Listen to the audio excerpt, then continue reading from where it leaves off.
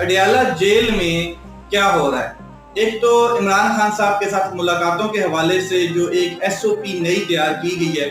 اس کے اوپر اگر میں بات کروں تو اڈیالہ جیل کے حوالے سے جسٹس اعجاز اسحاق صاحب نے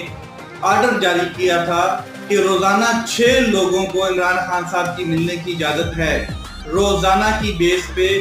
6 لوگ عمران خان صاحب کے ساتھ مل سکتے ہیں، مگر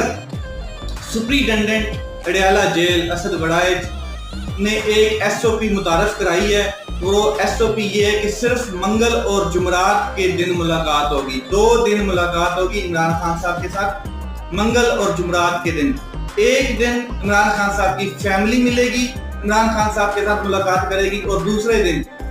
عمران خان صاحب کے ساتھ ان کے وکلاء، ان کی جو ٹیم ہے وہ مل سکے گی۔ اب جو ایس او پی ہے اس کے حوالے سے 3